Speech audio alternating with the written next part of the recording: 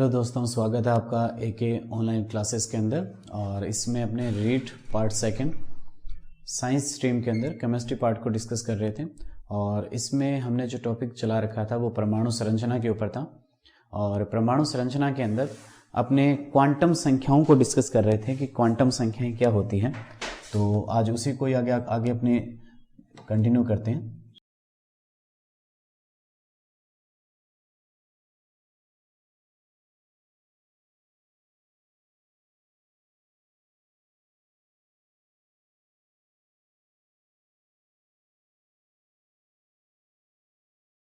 Quantum संख्या क्या चीज़ है, और इसमें अपने प्रीवियस वीडियो के अंदर दो क्वांटम संख्याओं को अपने डिस्कस किया था। पहली जो हमारी मुख्य क्वांटम संख्या थी और दूसरी द्विगंसी क्वांटम संख्या को अपने डिस्कस कर चुके हैं। और क्वांटम संख्याओं के लिए अपने ये कहा था कि ये जो क्वांटम संख्याएं होती है वो एक क्वांटम संख्या दूसरी क्वांटम संख्या पर निर्भर करती है। ठीक है, तो इसी निर्भरता को देखते हुए आज जो अपने टॉपिक स्टार्ट करेंगे वो अपने जो क्वांटम संख्या रख रहे हैं वो अपने रख रहे हैं यहाँ पर चुंबकीय क्वांटम संख्या की बात करेंगे अपने।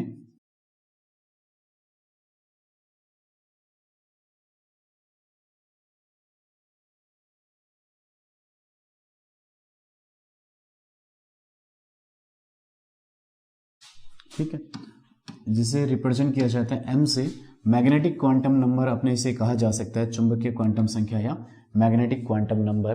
तो चुंबकीय क्वांटम संख्या या जो मैग्नेटिक क्वांटम नंबर है ये अपने को कौन से साइंटिस्ट ने दी थी, तो इसके बारे में कहा जाता है कि ये जो क्वांटम संख्या है अपने जो साइंटिस्ट आए लैंडे, तो इन साइंटिस्ट ने अपने को ये चुंबकीय क्वांटम संख्या के बारे में बताया। और ये क्वांटम संख्या एक्चुअल में अपने को जानकारी क्या देती है, किसी भी परमाणु के अंदर अपने को क्या जानकारी देती है, तो ये कहते हैं कि अपने ये अभिविन्यास के बारे में बताती है, ओरिएंटेशन के बारे में बताएगी कि उसके अंदर जो इलेक्ट्रॉन है उन इलेक्ट्रॉनों का, परमाणु के अंदर जो मौजूद इलेक्ट्रॉन है उन इलेक्ट्रॉन का अभिविन्यास कैसा है, ओरिएंटेशन कैसा है। अर्थात जब किसी परमाणु को अपने बाह्य चुंबकीय क्षेत्र में रखा जाता है तो परमाणु को बाह्य चुंबकीय क्षेत्र में रखने पर जो इलेक्ट्रॉन की प्रकृति है उस इलेक्ट्रॉन की प्रकृति के बारे में बता रही है अपने को। तो अपने कह सकते हैं कि परमाणु को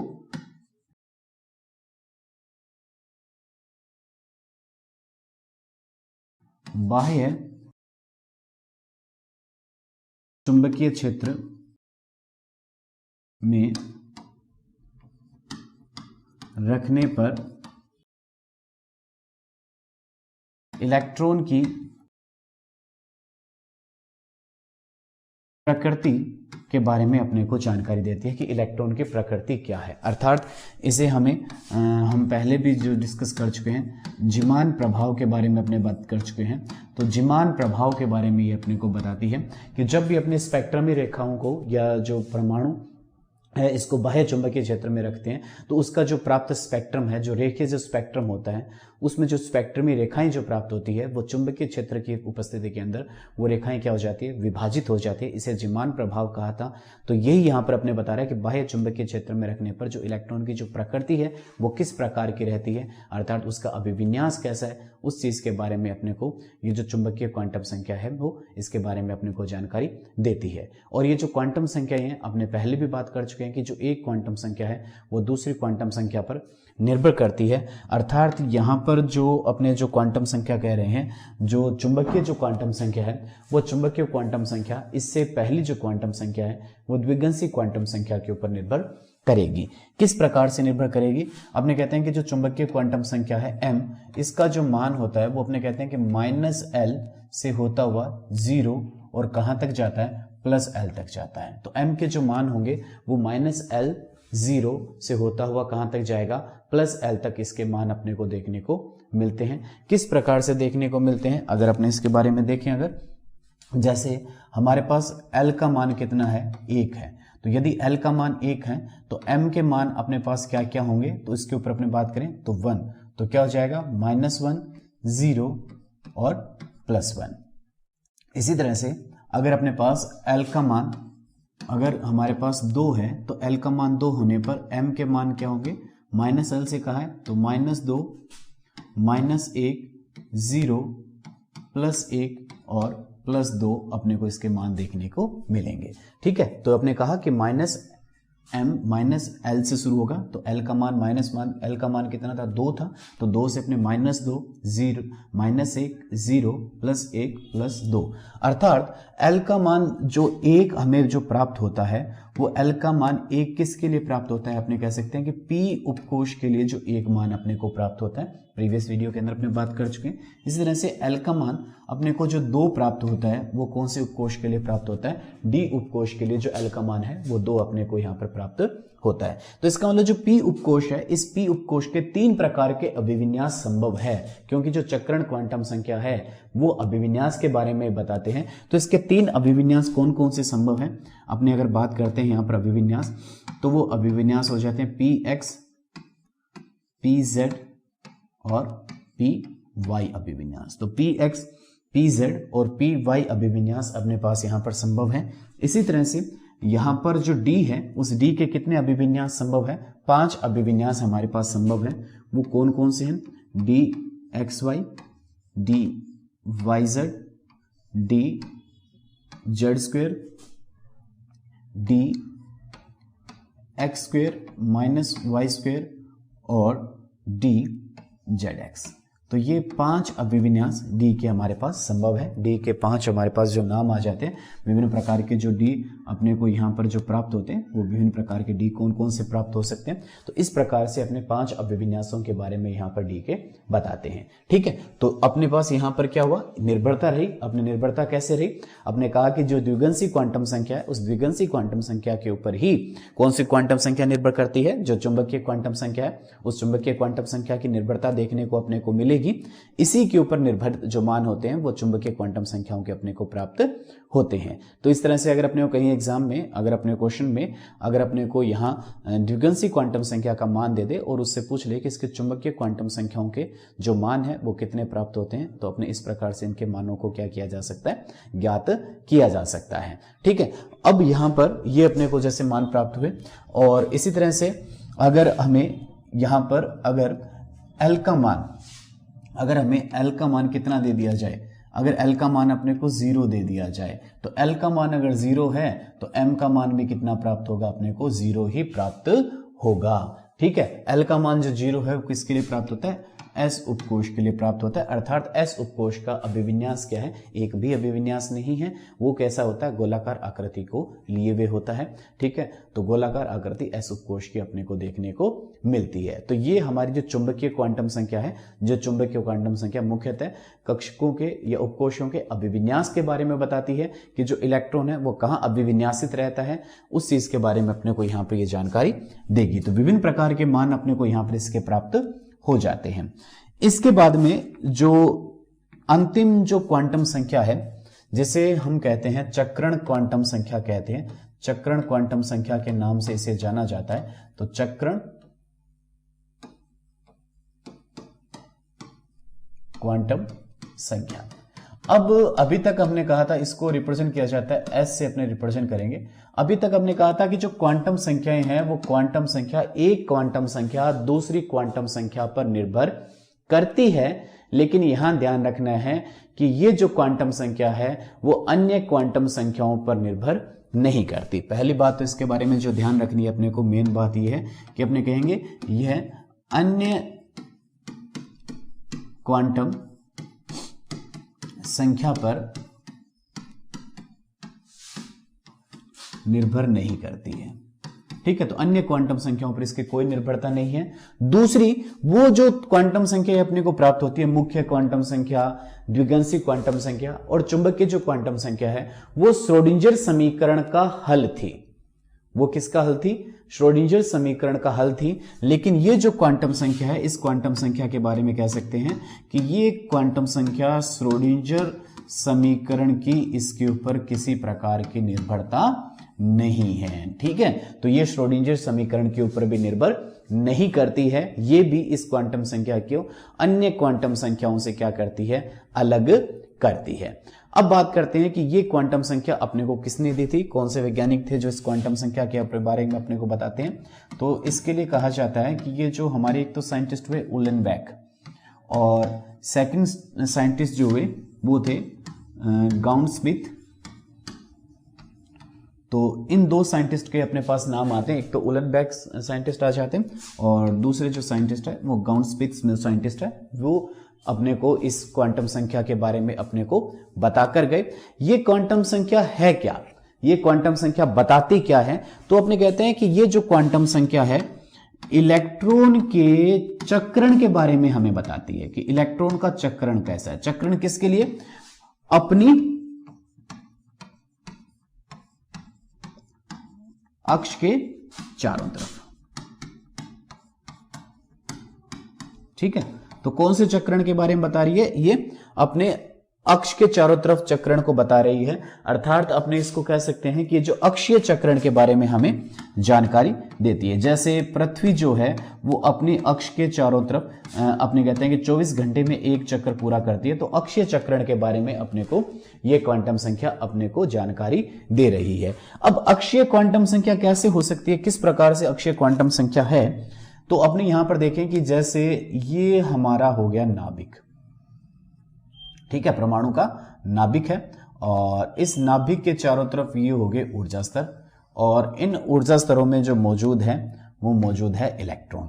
तो इस ऊर्जा स्तर में जो इलेक्ट्रॉन था, इस इलेक्ट्रॉन के चक्रण के बारे में बता रहा है ये अपनी अक्ष के ऊपर। तो अपने अक्ष पर ये किस प्रकार से चक्कर लगा रहा है, वो चक्कर इसका अक्ष के ऊपर क्लॉकवाइज भी हो सकता है, ठीक है, अपने अक्ष पर किस तरह से घूम सकता है, ये क्लॉकवाइज रोटेट कर सकता है, या दूसरा जो चक्र ये जो हो सकता है इसका इलेक्ट्रॉन का, वो हो सकता है एंटी क्लॉकवाइज चक्र भी ये लगा सकता है। तो क्लॉकवाइज रोटेशन हो सकता है और दूसरा जो इस इलेक्ट्रॉन का जो चक्र यहां पर देखने को मिल सकता है वो चक्र कैसा देखने को मिल सकता है अपने को? एंटी क्लॉकवाइज रोटेशन भी अपने को इसका देखने को मिल सकता है। तो क्लॉकवाइज रोटेशन और एंटी क्लॉकवाइज मतलब दक्षिण ध्रुवण घूर्णक और वाम ध्रुवण घूर्णक चक्रण अपने को देखने को इसका मिल सकता है। तो इलेक्ट्रॉन अपनी अक्ष के चारों तरफ क्लॉकवाइज मतलब दक्षिण ध्रुवण घूर्णक भी रोटेट हो सकता है, या वाम ध्रुवण घूर्णक एंटी क्लॉकवाइज भी क्या हो सकता है? रोटेट हो सकता है। दक्षिण ध्रुवण घूर्णक क्लॉकवाइज मतलब घड़ी की सुई की दिशा के अंदर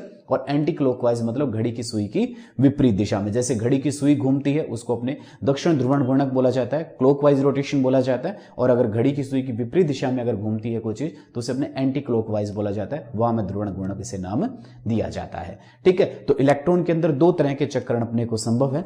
इसके आधार पर यहां पर जो चक्रण क्वांटम संख्या है, इस चक्रण क्वांटम संख्या s के दो मान हमारे पास संभव है। जैसे अपने कह सकते हैं +12 नाम दिया जा सकता है, और दूसरा जो इसका मान आता है वो कौन सा आ जाता है? -12 मान आ जाता है। तो यहां पर चक्रण क्वांटम संख्या के लिए दो मान आए हमारे पास, +12 मान आ गया और दूसरा मान कौन सा आ गया हमारे पास? -12 मान आ जाता है। ठीक है, अब यहां पर अगर अपने बात करें इसके आधार पर, यदि मैं चक्रण कोणीय संवेग को अगर निकालना चाहूं, किस चीज को अगर निकालना चाहें यहां पर अपने चक्रण कोणीय संवेग के मान को अगर निकालना चाहते हैं कि इलेक्ट्रॉन के चक्रण कोणीय संवेग का मान कितना है। ठीक है, तो इलेक्ट्रॉन के चक्रण कोणीय संवेग का जो मान होगा वो मान कितना हो जाएगा? h/2π√s+1। ये अपने को इस इलेक्ट्रॉन के चक्रण कोणीय संवेग के मान देखने को मिलेंगे कि इलेक्ट्रॉन का चक्रणीय कोणीय संवेग का जो मान क्या है। h यहां पर प्लांक कांस्टेंट है, पाई 3.14 और s क्या है? चक्रण क्वांटम संख्या का अपने को यहां पर मान इसका दे रखा है। ठीक है, तो ये हमारे पास होगी चक्रण क्वांटम संख्या, और इस तरह से अपने जो 4 क्वांटम संख्याएं थी वो 4 क्वांटम संख्याएं अपने यहां पर क्या की? कंप्लीट कर ली है। अब यहां पर ध्यान रखने वाली बात है कि किसी भी इलेक्ट्रॉन के लिए जो चारों क्वांटम संख्याएं हैं वो चारों क्वांटम संख्याएं समान नहीं होती है। तो अपने कह सकते हैं कि चारों क्वांटम संख्याओं के जो मान होंगे किसी भी इलेक्ट्रॉन के लिए, चारों क्वांटम संख्याओं के मान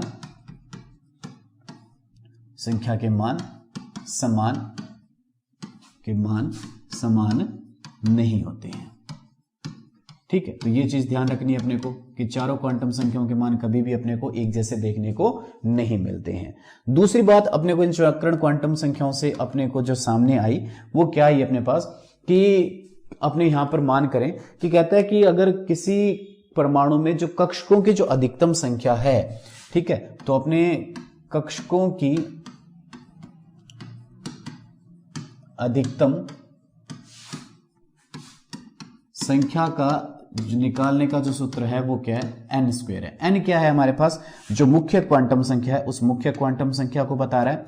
ठीक है, किसी भी कक्षक में इलेक्ट्रॉन की जो अधिकतम संख्या है उस इलेक्ट्रॉन की अधिकतम संख्या को निकालने का जो सूत्र होता है वो क्या हो जाता है, 2n स्क्वायर हो जाता है। ठीक है, यहां पर ध्यान रखना है कक्षकों की अधिकतम संख्या को निकालने का सूत्र n स्क्वायर है और इलेक्ट्रॉनों की अधिकतम संख्या निकालने का सूत्र क्या हो जाता है, 2n स्क्वायर हो जाता है। अगर अपने को उपकोष की कुल संख्या निकालनी है,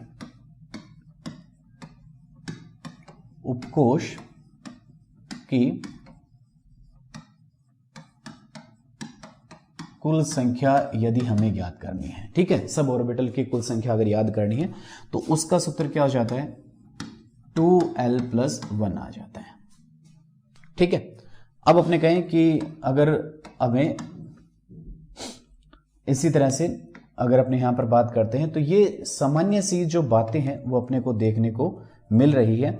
अब अगली बात मैं यहां पर अगर करता हूं, इसके अंदर अगर समाहित करते हैं कि और अपने को चक्रण क्वांटम संख्याओं से क्या देखने को मिलता है, तो हमें एक ध्यान रखनी है कि जो L का जो मान है, L का मान, L से मेरा मतलब है यहां पर द्विगुणित क्वांटम संख्या का है, तो L का मान सदैव n से क्या होगा, कम होगा। मतलब मुख्य क्वांटम संख्या से द्विगुणित क्वांटम संख्या का जो मान है वो मान क्या होता है, सदैव ही क्या देखने को मिलता है, अपने को कम देखने को मिलता है। इसका मान कभी भी ज्यादा नहीं हो सकता है। इसी तरह से अन्य जो बातें अपने को यहां पर जो ध्यान में रखनी है वो ध्यान रखनी है कि जो इलेक्ट्रॉन की जो ऊर्जा है, ठीक है, इलेक्ट्रॉन की ऊर्जा वो कैसी होती है, अपने यहां पर कह सकते हैं कि इलेक्ट्रॉन की ऊर्जा सदैव ऋणात्मक होती है। ठीक है, इलेक्ट्रॉन के पास जो एनर्जी होगी, अपने सूत्र भी देखे थे, उन सूत्रों के आगे अपने माइनस का चिन्ह लगाया था, तो इलेक्ट्रॉन की जो ऊर्जा है वो सदैव क्या होती है, ऋणात्मक होती है। वो ऋणात्मक किस कारण से होती है, उसके पीछे का जो रीजन है वो रीजन क्या कहता है कि जो इलेक्ट्रॉन की जो स्थितिज ऊर्जा है वो सदैव गतिज ऊर्जा से क्या होती है, ज्यादा होती है। ठीक है, तो ये संबंध है, इसके कारण से अपने कह सकते हैं कि जो इलेक्ट्रॉन की जो ऊर्जा हमें देखने को मिलती है वो कैसी होती है, सदैव इलेक्ट्रॉन की जो ऊर्जा का जो मान है वो सदैव कैसा देखने को मिलता है, अपने को ऋणात्मक मान ही इलेक्ट्रॉन की ऊर्जा का देखने को मिलता है अपने को। ठीक है, तो ये अपने पास चक्रण क्वांटम संख्याओं के बाद में जो अपने को इलेक्ट्रॉन के बारे में कुछ अन्य बातों के बारे में ध्यान रखना था। अब छोटे छोटे टॉपिक्स और जो है उनको भी इसमें समाहित कर लेते हैं और फिर इसके ऊपर जो आधारित कुछ क्वेश्चन को अपने सॉल्व करने की कोशिश करेंगे। तो अगला जो इसमें टॉपिक आता है वो आता है नोडीय सतह। ठीक है, अगला जो इसमें टॉपिक समाहित करते हैं हम वो करते हैं अपने पास नोडीय सतह। नोडीय सतह किसे कहा जाता है, नोडीय सतह किसके लिए बात आती है, एस उपकोष के लिए बात आएगी नोडीय सतह। तो अपने कहते हैं किसी भी परमाणु में दो एस उपकोषों के बीच में इलेक्ट्रॉन के पाए जाने की जो प्रायिकता है वो क्या होती है, शून्य होती है। जैसे हम बात करते हैं कि ये जो हमारे पास नाभिक है, इसके बाद में ये 1s उपकोष हो गया और ये हमारा हो गया 2s उपकोष। तो कहता है कि यहाँ पर 1s और 2s उपकोष के बीच की जो जगह है, इस जगह में इलेक्ट्रॉन के जो पाए जाने की जो प्रायिकता है वो क्या होती है, शून्य होती है। तो इसे क्या कहा जाता है, नोडीय सतह कहा जाता है। ठीक है, क्या कहा जाएगा, इसे नोडीय सतह कहा जाएगा कि दो एस उपकोषों के बीच में जो इलेक्ट्रॉन के पाए जाने की जो प्रायिकता शून्य है, इसे क्या नाम दिया जाता है, नोडीय सतह नाम दिया जाता है। ठीक है, तो अगर मैं पूछूं कि 1s के लिए नोडीय सतहों की संख्या कितनी है, तो देखो 1s के लिए नोडीय सतह नहीं है, क्योंकि अपने यहां पर बात करते हैं कि नाभिक के चारों तरफ इलेक्ट्रॉन के जो पाए जाने की जो प्रायिकता है एस उपकोष में क्या होती है, अधिकतम होती है।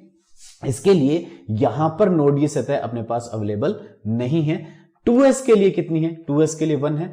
ठीक है, इसी तरह से अपने पास 3s अगर उपकोष आता है तो 3s उपकोष के लिए कितनी आ जाती है, अपने पास 2 आ जाएगी। 2 कौन कौन सी, एक तो ये रही हमारे पास और एक ये रहेगी।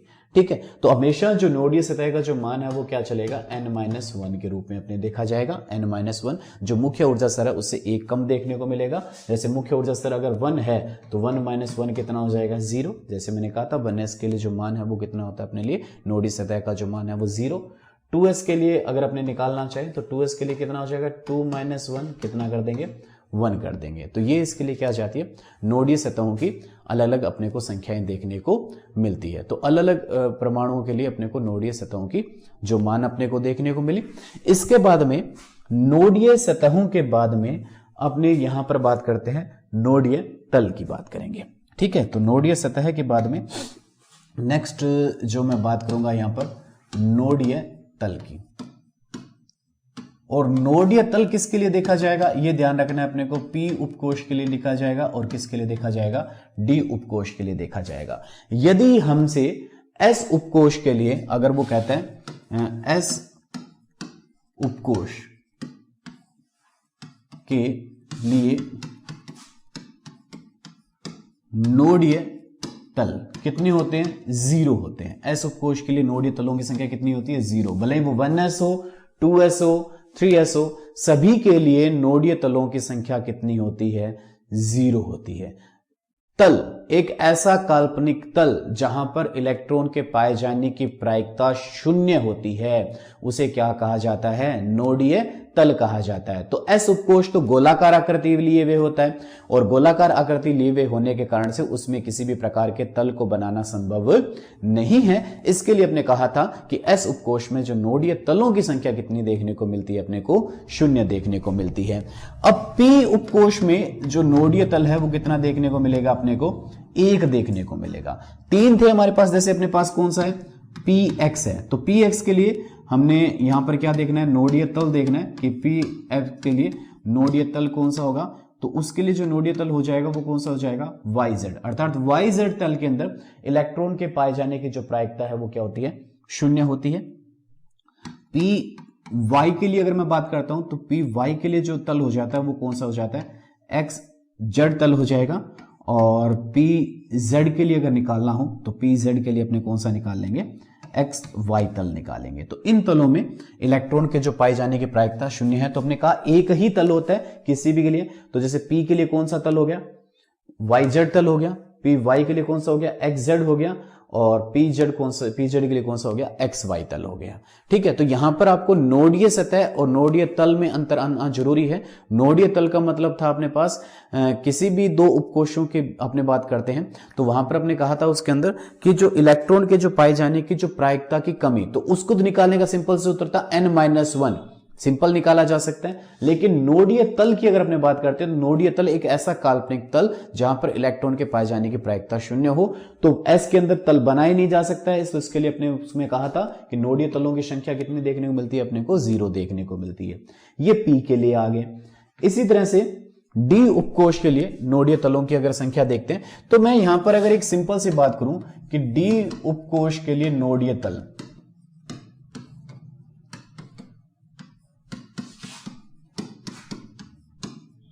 नोडीय तल तो कितने होते हैं, मैं अगर यहां पर कहता हूं तो 2, तो सभी के लिए 2 नहीं रहेगा। कैसे नहीं रहेगा सभी के लिए, तो अपने कहते हैं यहां पर जो हमारे पास D उपकोष है वो कौन कौन से हैं, देखिए DXY, DYZ, DZX, DX² - Y² और DZ²। ये 5 D कक्षक थे। तो इन सभी के लिए 2 नहीं रहते हैं। इनमें से अपने 2 जो बात करते हैं, एक तो X² - Y² के लिए बात करता हूं तो इसके लिए नोडीय तल 0 है। DZ² के लिए भी अगर देखा जाए तो इसके लिए भी नोडीय तलों की संख्या कितनी है, 0 है। बाकी के लिए अगर नोडीय तल अगर निकालता हूं, जैसे XY के लिए अगर नोडीय तल अगर ज्ञात किए जाएं तो XY के लिए नोडीय तल कौन से हो जाएंगे, तो अपने देख सकते हैं इसमें बनेगा जो तल वो एक तो बन जाएगा हमारा XZ और दूसरा जो बन जाएगा हमारा YZ। इसलिए इसके लिए अगर निकालना चाहें तो अब देखिए YZ यहां पर आ चुका है, तो इसके लिए एक तो हो जाएगा XY और दूसरा कौन सा हो जाएगा XZ। ZX के लिए अगर निकालना चाहे तो देखो XZ या ZX एक ही बात है। ठीक है, तो इसके लिए निकालना चाहेंगे तो एक तो आ जाएगा हमारा XY और दूसरा जो हो जाएगा वो हो जाएगा YZ हो जाएगा। ठीक है, तो ये हमारे नोडीय तल आ गए। तो इसका मतलब इन तीनों के लिए तो कितनी रहती है संख्या, 2 रहती है, जो स्टार्टिंग में आपने कहा था। लेकिन इन दो उपकोषों के लिए बात करें, D x square minus y square और डी जेड स्क्वायर के लिए अगर अपने बात करते हैं, तो इनके लिए अगर संख्या ज्ञात की जाए तो वो कितनी आती है, 0 0 आती है। तो एस उपकोष के लिए 0 हो गई, डी उपकोष में D x square minus y square के लिए 0 है, और डी जेड स्क्वायर के लिए भी इसकी संख्या कितनी देखने को मिलती है, अपने को 0 देखने को मिलती है। ठीक है, तो ये हो गया हमारा नोडीय तल। इसके बाद में इसके अंदर जो नेक्स्ट चीज आती है, वो नेक्स्ट इसमें आता है रेडियन नोड। तो अगर अपने से रेडियन नोड अगर निकाले कि रेडियन नोड कैसे ज्ञात किया जाता है, तो उसको ज्ञात करने का जो सूत्र है वो है n माइनस एल माइनस 1। ये रेडियन नोड को निकालने का सूत्र है। n यहां पर क्या है, तो n यहां पर अपने कहते हैं कि n जो है वो है हमारी मुख्य क्वांटम संख्या। n क्या चीज है, मुख्य क्वांटम संख्या को रिप्रेजेंट कर रहा है। l जो होगी वो l किसको रिप्रेजेंट करेगी, यहां पर द्विगंशी क्वांटम संख्या को प्रदर्शित कर रही है। ठीक है, तो n मुख्य क्वांटम संख्या को रिप्रेजेंट कर रही है, और जो l है वो किसको रिप्रेजेंट कर रही है, द्विगंशी क्वांटम संख्या को रिप्रेजेंट कर रही है। तो इस तरह से अगर अपने से एग्जाम में अगर वो क्वेश्चन पूछता है, तो 3 चीजें अपने यहां पर बात की, 3 तरह के नोड्स की अपने बात करते हैं। वो 3 तरह के नोड्स क्या थे अपने पास, पहला था हमारा नोडीय सतह। ठीक है, नोडीय सतह, और नोडीय सतह निकालने का मैंने सूत्र बताया आपको, n-1 से निकालेंगे। दूसरा जो अपने नोडीय तल की बात की, तो वो विभिन्न उपकोषों के लिए उसका जो मान था वो अलग अलग प्रकार का था। और तीसरी अपने बात करते हैं यहां पर रेडियन नोड की, तो इसको निकालने का अभी अपने सूत्र ज्ञात किया कि इसका सूत्र क्या हो सकता है। तो ये अपने पास अलग अलग आए, ठीक है, और बाकी अपने पास इसमें नोडीय जो सतह थी उसका मान अपने निकालने का सिंपल सूत्र के द्वारा अपने इसको ज्ञात कर लिया। तो इसी के साथ अपने पास यहाँ पर जो क्वांटम संख्याएं हैं, वो क्वांटम संख्या जो पार्ट अपना कंप्लीट होता है। अब इन क्वांटम संख्याओं या जो विभिन्न प्रकार के जो अभी तक जो मॉडल किए हैं, उन मॉडल्स के ऊपर क्या क्या क्वेश्चन बन सकते हैं, उन क्वेश्चन को अपने नेक्स्ट वीडियो के अंदर डिस्कस करेंगे कि अपने को रीड के पॉइंट ऑफ व्यू से अपने इसके ऊपर क्या क्या अपने को क्वेश्चन यहाँ पर देखने को मिल सकते हैं। तो वो क्वेश्चन अपने नेक्स्ट वीडियो के अंदर डिस्कस करेंगे। Thank you.